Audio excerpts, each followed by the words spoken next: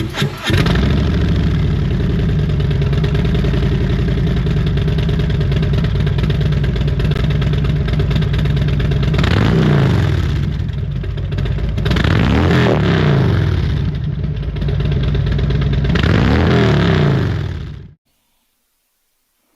is up, everybody? Happy Tuesday. Welcome to the next episode of Motor Time. As always, I am joined with Craig, if he's over here somewhere. And we have a special guest. One of the corners. We have a special guest down below, or I don't know where Craig put him. I think he's down here. Yeah, he's down below. We got Nick. We got Nick the Harley Guy, guys. Let's give it up for him. I mean, seriously, this guy has been taking over the TikTok and Facebook and Instagram and all the other social media. YouTube. He's out there on that too. So make sure we'll put all of his stuff. If you have not heard of him, you are living under a rock. But Nick has put out some great videos, and I'm sure that you have sent or shared or watched them, whether it be Facebook Reels or TikTok, or hopped in any of his lives. But Nick, we are grateful for you coming on the show today. We appreciate it. No, thanks for having me, dude. I'm excited. This is gonna be fun.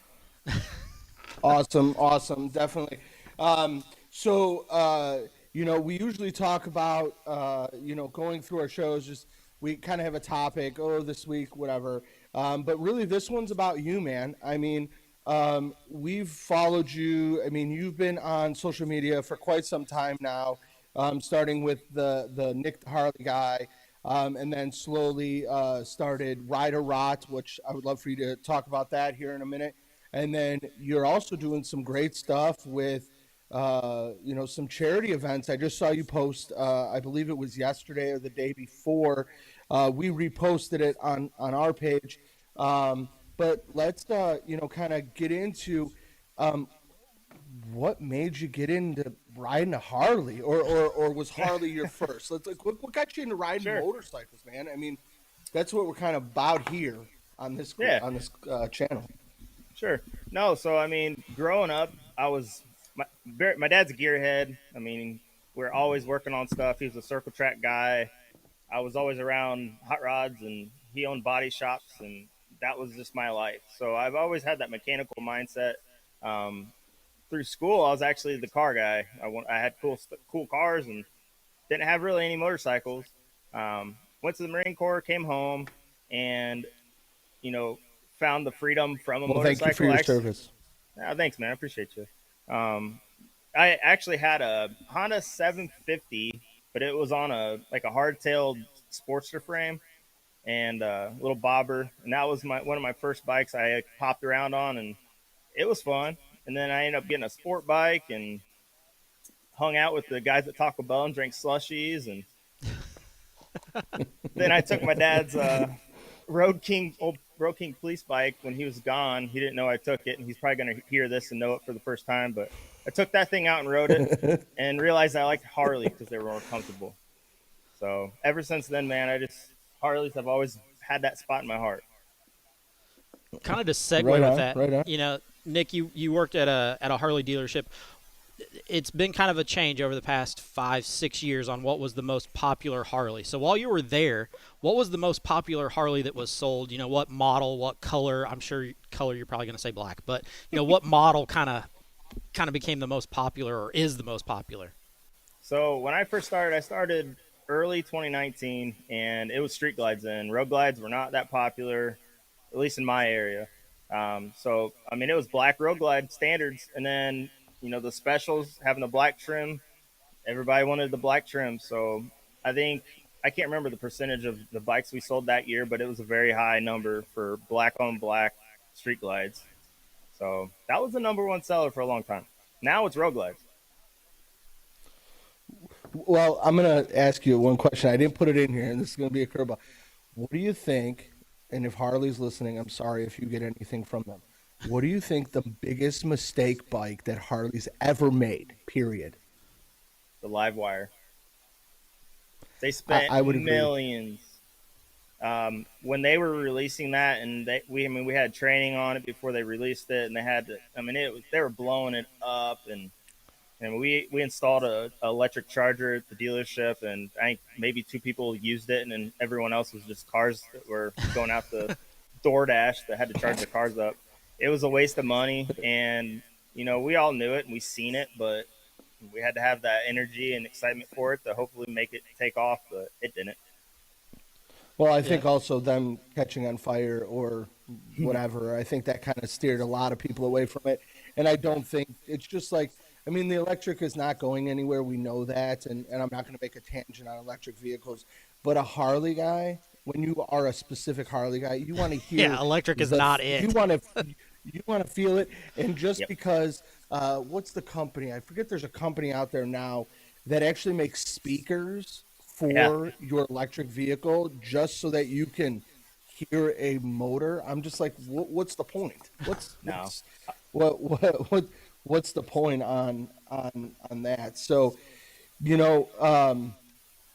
going about like accessories, I was talking about, they got speakers for your bike now. What do you think is, we'll kind of make it a 2-part. When you're out riding, what do you think your number one accessory is? And then what do you think the most stupid accessory? I know this was a TikTok trend going around. There was a lot of dealers doing this or whatever.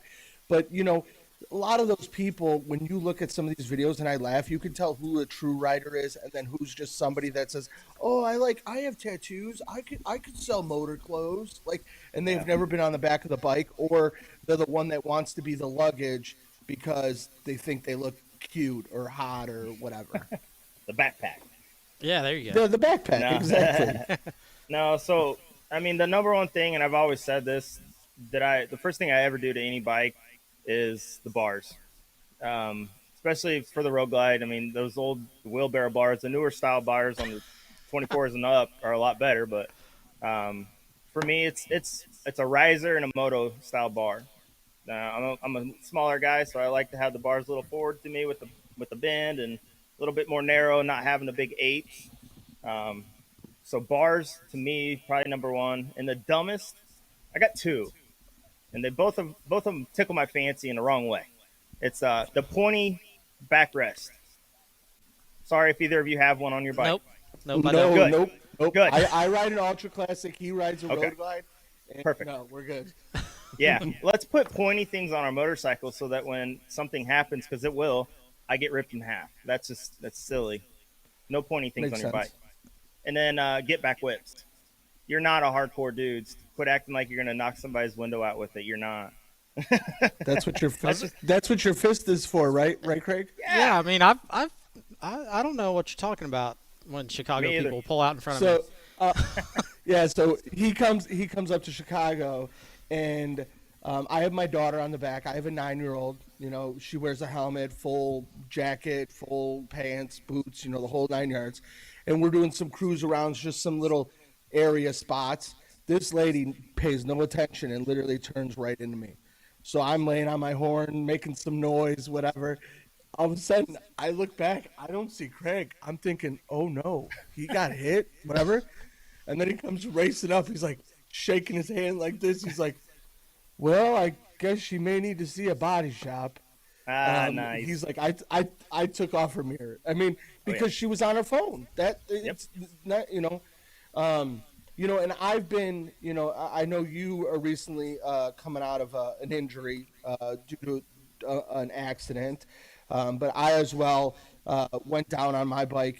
I was doing a memorial ride, and this is kind of why I'm hesitant on doing any rides that I'm not with somebody. I did it by myself, and the person that I rode in front of me didn't understand, the whole bungee. You make a turn, everybody wants to take off. Well, he wasn't paying attention. He locked up. I locked up. It was either I go into oncoming traffic, I go into the culvert that's got big like baseball sized rocks, or rear end them. So I went down and whatnot. And, so I know that, it's like, that's why I don't do the crazy big rides without anybody. And the get back whips, I had one. And you're right. I'm like, I look like the biggest tool in the world, dude. Because I'm not. I'm gonna shit my pants when I go to use this. When the guy has a gun on him, and I'm like, oh, let me get mine. Let me get mine. So. Yep. No get back whips. Now, Yeah. yeah, no get back whips. So you recently, how long have you been gone from Harley now, Nick? But about I 6 months to a year, give or take. I left January. I think January last year. I No, gotcha. I gotcha. dang, when did I leave? Dude, it's been so long. It's I've put that out of my mind. But it's probably been about a year. I gotcha.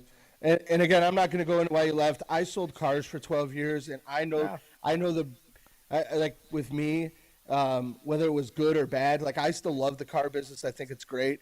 But just there was so much headaches and BS. And when you get to management, I was management. I know you were as well.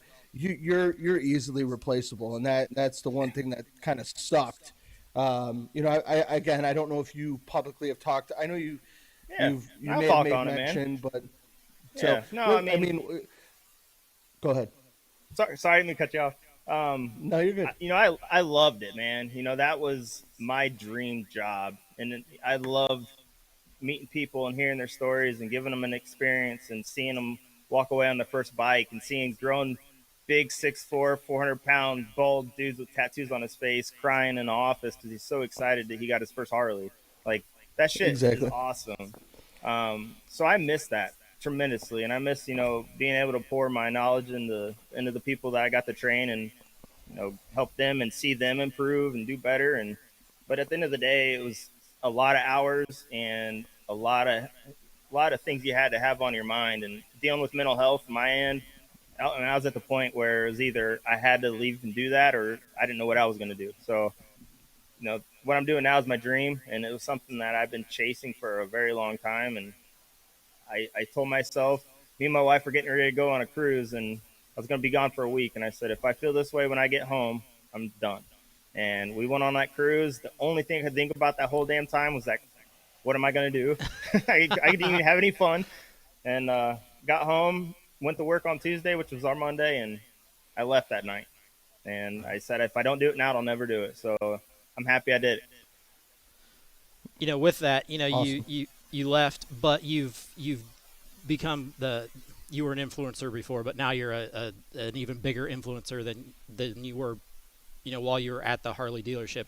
And you do a great job of, having the small companies, that you work with and do some great things with them. In your ride that you did over to Cannonball, you went and met the guys that made your exhaust. And they're a small company from Columbus. Talk to me about some of those small companies that you endorse and that you've gotten good stuff from. Yeah. So, I'm the type of person that if it doesn't matter how big you are as a company, and if you're a good person and you guys are doing the right thing and you have good product that's actually quality, I don't care. I'm gonna be there to support that. Thumper Moto, the guys that did that pipe, he reached out to me, and I think they said at the time they only built like 40 pipes, and that mid link they did for mine was the second mid link they'd ever done. So it was really neat to be able to be part of something that I know is gonna grow because the pipe's awesome. Like literally, no little shout out to them. I'm very impressed with it, and being part of that's really cool. I have worked with Custom Dynamics and Nasty Hog and LA Choppers, but Devil's Head Choppers, another company out in Colorado, they're the ones I have my floorboards and magnetic bolt covers and stuff like that. Kind of the same thing with them. I started talking to them on Instagram a couple years back and like what they had to do. He supports the military people, and it's a small shop. They do their own machining in house, and it's really cool to be part of something that's not huge, but be able to support them to help them grow to hopefully get huge. You know what I mean? Yeah. So yeah, it's cool, man. I love the opportunities I've had. And then you've got your FW22 also, that is your your group there in Fort Wayne. Give them a little plug and talk to us a little bit about them, what they're all about and what they do. Yeah, so And what they got coming FW22. up as well. Yeah, for sure. So FW22 is a nonprofit based out of Fort Wayne, Indiana. It's a nonprofit basically based on veteran support, mental health, really getting into the addiction side of things. We teamed up with a company called Allendale Treatment to help people out when it comes to addiction and stuff like that. It used to be more of a let's raise money and help them pay their bills kind of thing. Now it's one of those situations where they're in that time of need where things in their mind are not going good, and they're either going to do one thing or another. Being able to go to their houses, talk to them, help them out, get them in the right mind frame. You know, the guys who started it, names Jared and Tyler, they're both Marine Corps veterans themselves, both battling their own mental stuff, and they said, you know what, I want to be there to help people because too many people are killing themselves, and we need to stop that. So there's events throughout the year. One of my favorite ones, obviously, Operation 22 Ride. Had our first one last year. Put it on at Harley-Davidson Fort Wayne, and we raised quite a bit of money to help go back to our community to help out, with those things that we're doing. But we also do a hike every year, which is really cool. It's get a bunch of military guys or even non-military guys get together, and we basically hump a very long ways, but it doesn't feel that long because we get to drink beer and smoke cigars the whole way and have fun, and it's cool. I mean, it's neat, and there's bowling events and stuff like that. But no, it's all about helping out the community and people that need it. And talk about the event that's coming up in June, right? Yeah, June or July. Tell us a little bit more about that. Yeah, July 19th will be the second annual, I can say now, Operation 22 Ride. So this is the first year that I won't be at the dealership working, so I can actually, focus on the event more than the job I was doing. You know what I mean? Basically, what it is, we're going to have a ride. I don't know exactly the plan yet on the route. We got a MC out of Fort Wayne, Freedom Riders. They're going to be the one hosting the ride. Go out, ride, come back. We're going to have bands. We're going to have food. We're going to have silent auction. I got a lot of really, really cool motorcycle parts from a lot of really big companies coming that are going to be raffling off some silent auction stuff. I'm excited for it. I really want to tell everybody what it is, but I can't yet. I want to put money in on it, but I won't. But no, it's cool. I don't know, man. It's just really neat to be able to be part of the community and being able to do what I'm doing to help people out. That's my number one goal.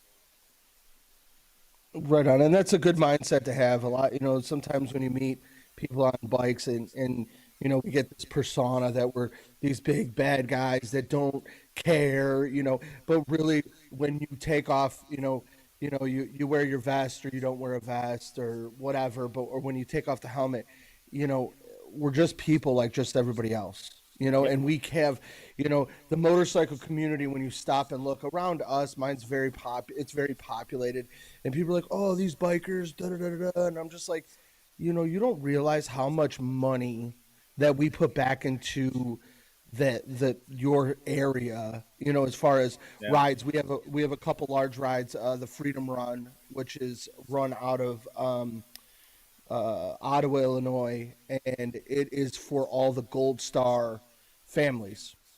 And when you get to the ride, they give you a dog tag, and that dog tag is for somebody that has lost their life either in the service or from mental health. Okay. And then I've had a couple opportunities to ride with one of the Gold Star families and whatnot. But going into it is like, you don't realize how much the biker community does, not just because we don't wear suits, we wear all black, but it's great to support something, and especially mental health. It hits really hard with me and myself and my family.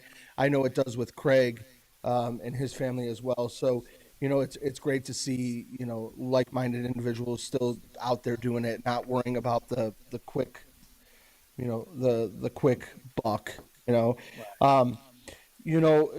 one thing, like I've always, when I was riding, I always had my like that oh my god moment of like, this is awesome or this is epic. Is there a ride, or whether it be a charity ride or a ride that you've done by yourself or with your girl on the back, an area that you went to and you're like, this is why I ride?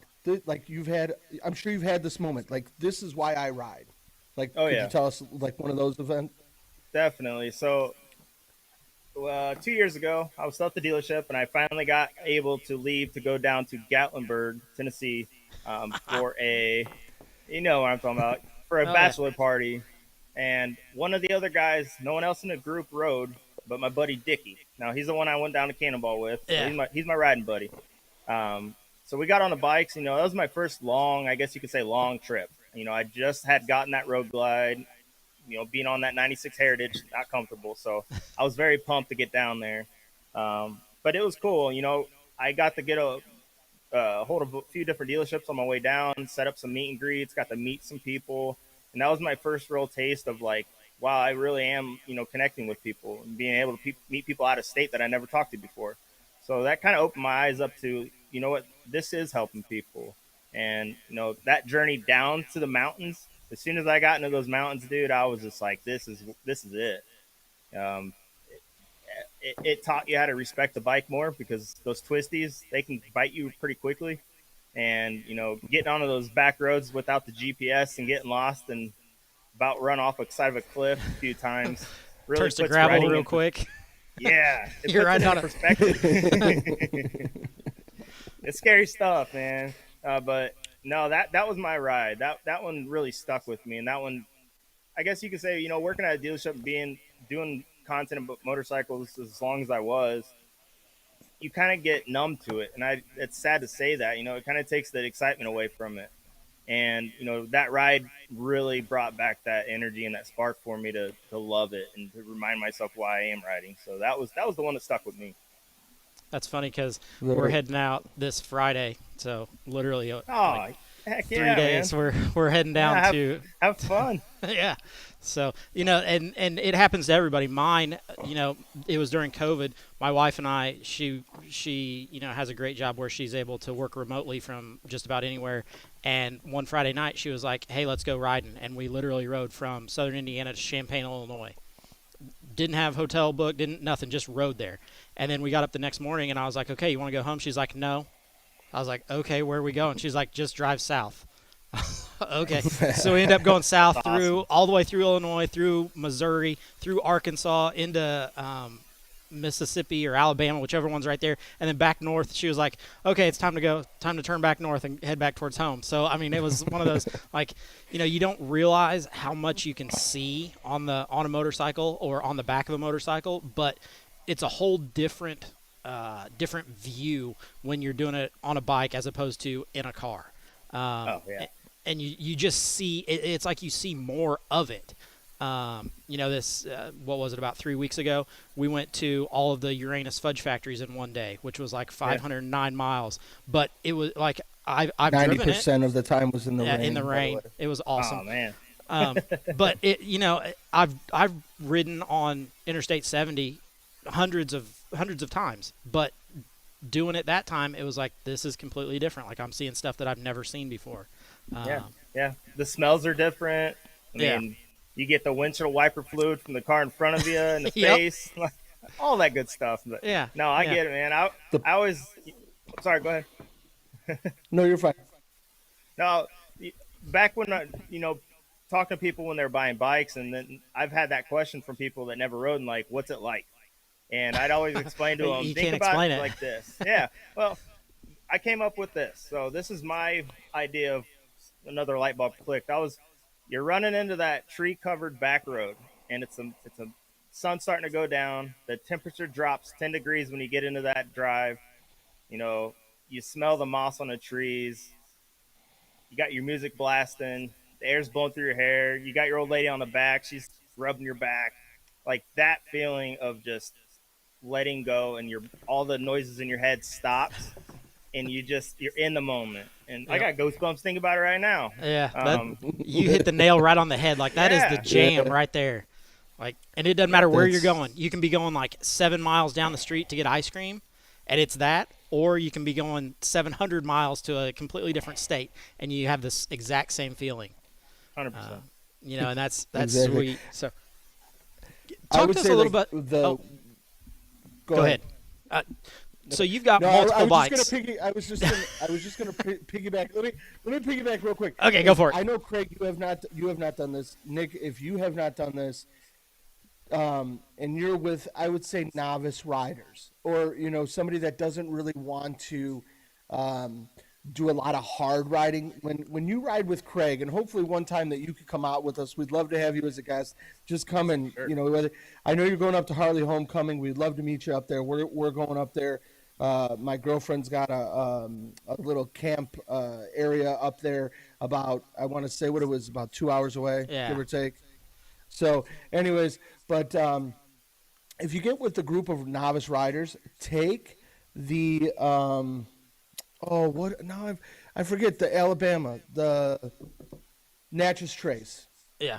If you've never heard about the Natchez Trace, it's about 350 miles, no stop signs, no speed, no nothing, and it's through a national forest. And it's a lot of turns, a lot of twisties. You're going about 45, 50 miles an hour. But that was when you were talking about the goosebumps, and just when all of, you hear all this clutter, and then all of a sudden it comes into one. When I always use an example, picture an orchestra when they're beating the crap out of everything, and all of a sudden they come and they bring it all together, and it's all harmonic. That was the feeling. So sorry, that was just one of those things, because when you were talking about, I'm like, man, that was the thing. Or if you've ever done the tunnel of trees around Lake Michigan, do it. Yeah, I've heard really good things about that. Yeah, those are tunnel of trees are awesome. Those are both really good rides and a good time to be able to do them. You probably got to ride about every Harley out there. Working at the dealership, you had trade-ins, you had other stuff coming in, and that's where a lot of your content came from. But talk to us about what you have, what you've had, and what you'd like to get in the future. What's one that's like, oh, I don't have that. I'd like to add that to the stable of bikes. Sure. So, let's talk Harleys. I had a 16 Heritage, which was one of my own motorcycles besides riding my dad's. But I had that bike, and sorry, Dad. He's cool. No, I had that bike, and that was the bike that kind of broke the ice for me, and really, my wife, she's from Pittsburgh in the hills, and they don't ride out there, and she didn't ride on bikes, and I was the first person she ever rode with, and that was the bike that kind of broke her into riding too. So that was cool, and then that's one that will break you into riding for sure. Yeah. She actually, dude, to be honest with you, she said that was more comfortable, because the bike I got after that was a 2010 Street Glide. And she said the seat on the Heritage was more comfortable, but whatever. So, yeah, I had a Street Glide. And that was, the stretch rear end, big apes. I had air ride on it, and it was a low and slow cruising kind of bike. And that was cool. And then I got the 96 Heritage that I got now. It's the Evo. That was I got that in on a trade, and I looked at it out the window, and it sat right behind me, where behind the tower was, and I kept looking at it. And that afternoon, I called my wife and said I'm buying it. So I went inside, did my paperwork, and signed the papers myself, and bought it. And got to the point where I was like, you know what, I don't want the Street Glide anymore. So I sold that. Only had the Heritage for a while, and no more long rides. The wife said no. Badlander seat's not comfortable. So got rid of that. Then I got my Road Glide, and that was the bike that kind of changed things for me. I turned into a performance style bike. I learned to lean the bikes over a little bit more, and learned how to do the burnouts and the wheelies and play around a little bit, and that kind of changed my dynamic of how I ride bikes now, I guess you could say. But that's probably my favorite bike, is the Road Glide or the Heritage. I don't know. It's hard. But then you've got your Sporty too, right? Yeah. Well, soon it won't be. I'm going to be doing a raffle, so if anybody wants that thing, that bike doesn't like me. I don't like that bike anymore either. The first video that you dropped when it wouldn't start or whatever, I was like, oh, that's a bad way to start. Yeah. That was when I was learning how to do wheelies, and I realized that I didn't remember my rear brake. So I learned what looping was, and I screwed it all up, fixed it, and then a few more things happened, and then that lady pulled out in front of me on it, and it just seems like every time I ride it, I get hurt or I hurt the bike. So we're gonna get rid of the Sporty, and we're gonna get a Dyna. There you go. What Dyna are you looking at? What? An older lowrider is what I really want. I've being in the stunt scene stuff, especially go down to Florida, or if I go down to Florida sometime and ride with those guys, I want, that Sportster, it's cool, but I want to look cool on a Dyna, man. I want to be a Dyna bro. Yeah. You got a great It'll video. make funny videos. You've got a great video to figure out what you need to do to be a Dynabro. Exactly. We got to figure it out. But no, I'm kind of all over the place, man, when it comes to motorcycles. Right. What's one that you don't have that you're like, oh, I want one of those, or maybe not a model, but maybe a paint color, or something along that line. Yeah. You know, I'm an old school. I got an old school soul. I want a 54 pan. I know that's a bike it's kind of hard to find, especially for decent price that runs. But I think down the road and get to the point where I can find one. That's really what I want to find. Something in that era. Yeah. For me, it was I have a 19 Road Glide that is the billiard blue, and when I was trying to find that, I wanted a white. That denim white. I was like, that is super sweet. I love that color. But I only had three things that I needed when I was buying my bike. I wanted it to be a solid color. I wanted it to have a black engine, and I wanted it to be a 114. Well, the denim white only came in a 107 because it was an 18 and they hadn't come out with it. So I was like, it's a no-go. So if anybody out there has one that has an engine swap in it already to a 114 or something bigger, hit me up. I'm definitely always looking for it. You should have came and seen me when I was at the dealer, man. I would have done a 10 swap. You would have had everything you wanted. Yeah. Well, funny story. I tried to buy one. at the dealership that's closest to me and couldn't get a deal worked out. So I drove all the way up to Lakeshore, which is up by Dan in Chicago, and ended up saving money driving to go get one. So yeah, got to do what you got to do. Yeah, for sure. So going forward, you've got all kinds of irons in the fire with everything. You've got your small companies that you're working with, your not-for-profit things. What do you like to do? Just you that is not maybe it is motorcycle related, but isn't it's something that everybody out there doesn't know that Nick the Harley Guy likes to do. Motorcycles really is my life, and it's something that when I do get away from it, I like to go hiking with my wife. I love the outdoors. I love fishing,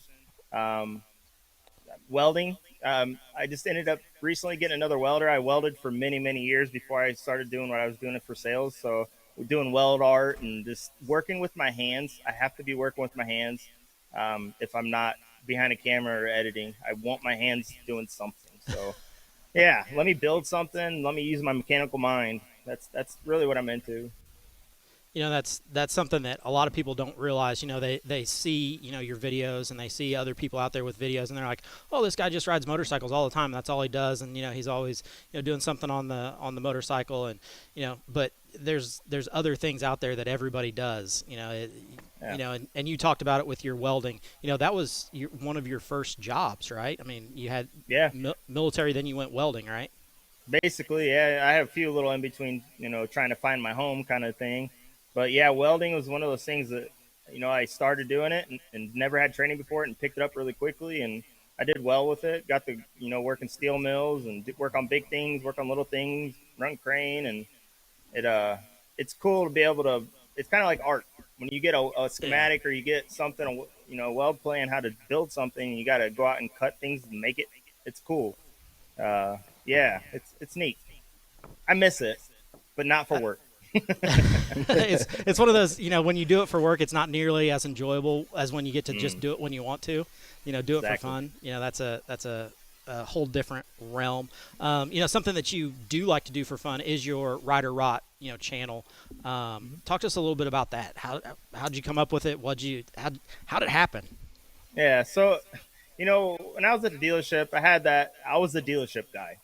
And at the time, there's a guy at Burt's now. I mean, there's a lot of guys at dealerships doing it now, which is cool. I love seeing it. There's a lot of really neat content that people are doing. And at the time, it was just me. So when I left the dealership, I wanted to be known for more than just Nick the Harley Guy, And so down the road, I don't know exactly where Rider Rot's going to take me, but I want to make it more of a community thing, not about me. I want it to be about everyone else. So, you know, being able to go out with those events and help people and stuff like that, kind of make it a community thing and not just Nick the Harley Guy. You know, I don't want to be selfish, and I'm not that type of person. I want to, I want it to be everyone. Well, I mean, from all the things you do, I think everybody knows you're not a selfish, you know, person at all. You know, you're out there with small businesses. You've got your you know, your not-for-profit stuff. You know, and when YouTube kind of exploded in the COVID era, you know, a lot of people jumped in and started doing, you know, channels and started doing, you know, kind of vlogs and daily, you know, stuff of what they're doing. And it's amazing how many people, you know, get hooked on it and just love it. I mean, I didn't go to work today. I was off. It's a Monday in May, so I don't go to work. So Dan's chuckling because he knows it's true. So you know, I sat and what did I do? I watched YouTube videos of, you know, vlogs of everybody out there, you know, what everybody's doing, you know, and it's like, you know, I've never met these people, but it feels like I know them. You know, it's there's two big Craig's two big fanboys of two people, your name. Yeah. And well, you and Thrashin'. Like, I'm sure he probably has like Playboy, a picture of you and a picture of the guy from Thrashin'. Like, those are the people. Not to be creepy or nothing, but I'm just saying, like, he will message me like, hey, did you see the new post from Nick? I'm like, no, I'm working. No, did you watch it yet? No. Like, it crushed my heart when you took your ride to Cannonball down because you had to edit out the copyright things. I was like, wait, I didn't get to see it yet. Dude, I had to edit that thing 3 times because every time it said it was okay, then I hate that part. But no, dude, I appreciate the support. No, it's when I left the dealership, I got so much freaking backlash, dude. I had people telling me that my content sucks, like, you're not doing the same things anymore, blah, blah, blah. And, you know, my content had to change. I wasn't at a dealership. I don't have the brand new bikes, you know? So I'm making it more personable. And, you know, I do have a lot of the people that's been with me from the beginning that understand that, you know, the content is changing. But at the end of the day, they have to evolve. It has to evolve, you know? And, you know, bringing my wife into some of my stuff, she's never been part of it before. So it's cool to put a different aspect out there. And like today, I went out and I got a video I'm editing right now. It's the need to have motorcycle toolkit from Harbor Freight. So I'm with the Harbor Freight. Record, get all my tools, and it'll be posted tomorrow. So I want to start doing videos like that and just all types of shit. It's fun. Yeah. You know, and it's funny because what some people have in their toolkit is different. So I did the same video. We've got a video out there on our channel of, you know, a toolkit for your bike. And, you know, we went with stuff that we thought we needed. And then I started watching videos and I was like, oh, I didn't put that in there.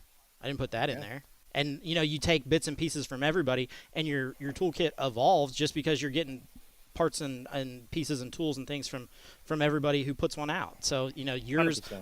You know, I'm sure, you know, when I watch yours, I'll be like, oh, well, I didn't put that in there. Like, I should have that in my toolkit. Yeah, no, that's the thing behind it all is learning and absorbing what other people are saying and helping out. I always keep saying that, but that's what it's all about. Yeah. So you did a lot of videos on like how-tos when you were at the dealership. What's the one that probably has the most hits, most views? You know, what is that one? Probably security pin. Yeah. You know, it's insane to me how many people have bought brand new motorcycles and the dealership didn't show them what their security pin was or how to set it or anything. And I'm guessing you didn't. No.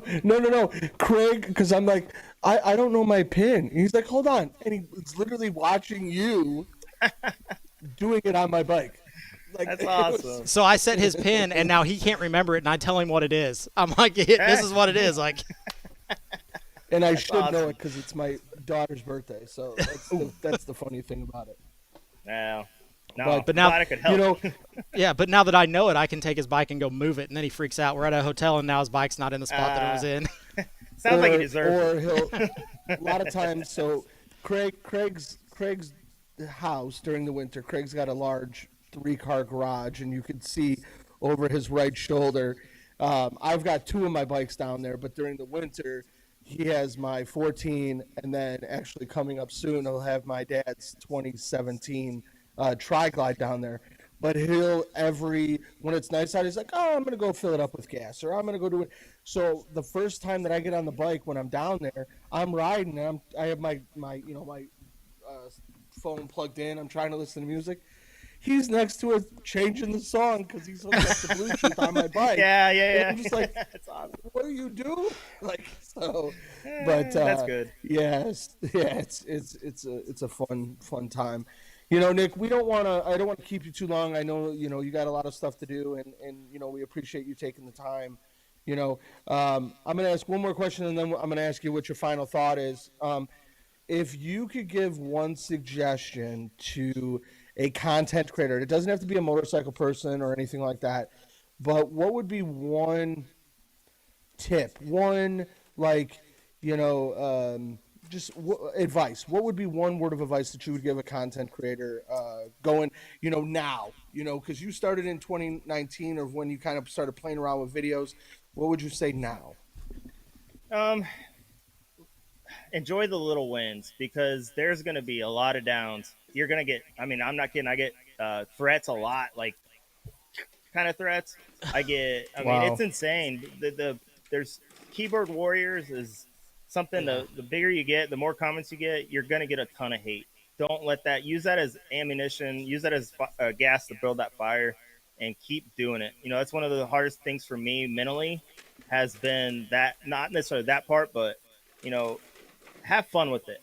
Don't use it don't look at it as a job. Look at it as something you're just having fun with. The less you take it serious, coming up with ideas and stuff, the more fun it'll be, and people are going to see that. And be real. Be yourself. Don't turn into anything else, and be a genuine person. People want that. Yeah, be humble. Stay humble, because it doesn't matter how big you are, who you are. We'll put our pants on the same way, like everyone says. Exactly. Well, Nick, I'm gonna, at the end of each show, I told you in the beginning, leave our listeners, our viewers, with something. Leave them with a food for thought. Okay. If you're in a point in life where you feel stuck or you just aren't happy, do what you have to do to get happy. If that means leaving a career you've been at for 30 years to chase a dream, you live one time. Quit that freaking job and chase the dream, because at the end of the day, your happiness is the only thing that matters. Wow, that's really good. It's true though, man. I know. That's scary. 100% true. And you're exactly right. It is scary. It's scary stepping away from a paycheck that is going to be there, to do something that you're hoping there might be a paycheck for. Exactly. No, if you believe in it, it'll happen. Well, Nick, I hope that I hope that this was a good experience for you. We'd love to have you back on. Maybe when it comes closer to anything you got going on, we'd love to have you, come back on the show and be a regular guest. Again, we are honored to have you on here, and we appreciate your time. Hey, I'm honored to be on here, dude. I'll get a hold of me anytime. I'll hop on here. This is fun. You guys are cool. Right on. I got new buddies. There you go. We already are have it in the works to be up there for your ride. So we'll be up, in there. So we're gonna come up and hang and be with you. So that'd be cool, man. Thank you. So with that, we're going First beers are on Craig. There we go, for sure. With that, we're going to go ahead and wrap this one up, and we will see you guys next Tuesday for episode 20 of Motor Misfits.